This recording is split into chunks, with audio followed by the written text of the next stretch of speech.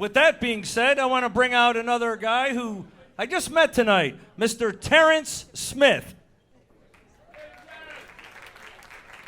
Thank you, Packy. Winston Churchill once said, "The Plain Dealer has the best newspaper name of any in the world."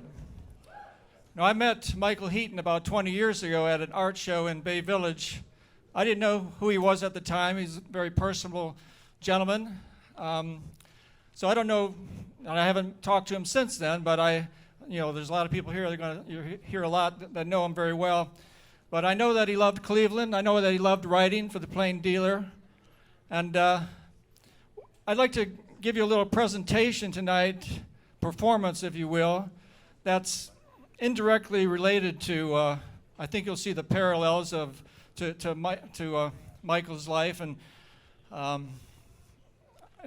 whether you're from Cleveland or not, it's mainly about Cleveland, but it shows I know you love Cleveland, so it's a little thing that I ran across when I was doing some research in the Western Reserve Research Library about John D. Rockefeller.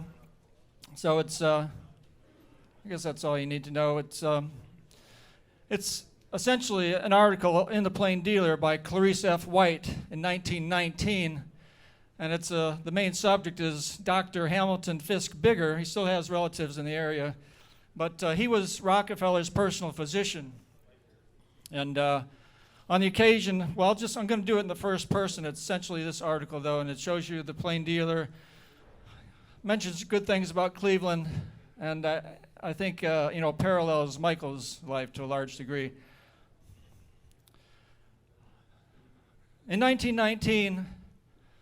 The Plain Dealer was having some featured articles to commemorate John D. Rockefeller's 80th birthday. And they contacted me, since I was his personal physician, to apply any details that they might be able to use in the newspapers. And Clarice F. White came to my office one day, and in the course of discussions, she asked me how I came to locate in Cleveland. And I smiled as I reminisced and replied, "As a boy, I worked in a shop in Canada and was asked one day to hand a newspaper to the head milliner. The paper was a Cleveland Plain Dealer of 1853, and in it was a story of Cleveland, describing it as the beautiful forest city on the shores of Lake Erie. A picture of Euclid Avenue and the bluffs above the city accompanied the description. And then I had a vision. I saw myself as a citizen of that beautiful city by the lake.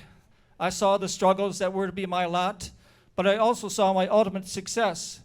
This vision never left me in the years of my approaching manhood and through my college preparation.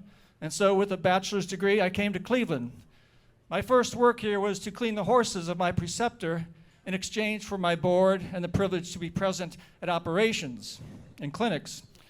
One of the doctors asked me one day if I could read and write. Having answered in the affirmative, my work as a stable boy was at an end, and I began to work in his office as a bookkeeper.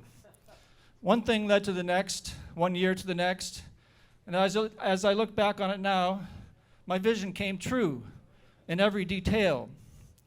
Now, when I was talking with Michael Heaton, he didn't tell me about any vision, but I think the sentiments that are described in that story mirror his own if you can take his last publication, 2018, as a guide. In that article, he looks back 30 years to an article he wrote about Joan Jett, a fantasy humor article about what it would be like to be married to Joan Jett. And in this last article in 2018, he had gone to a concert, and then he ends the article by saying, like I say, similar sentiments to Dr. Hamilton Fisk Bigger. He said, "What do I say after 30 years to friends, colleagues, and readers who have been with me on this long, happy journey? It's easy. It's easy.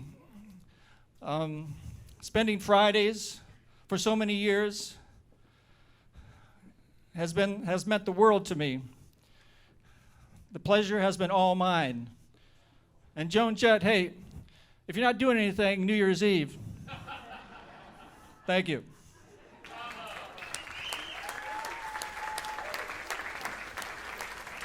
You never know who you're going to run into at a Michael Heaton party. Terence Smith, ladies and gentlemen.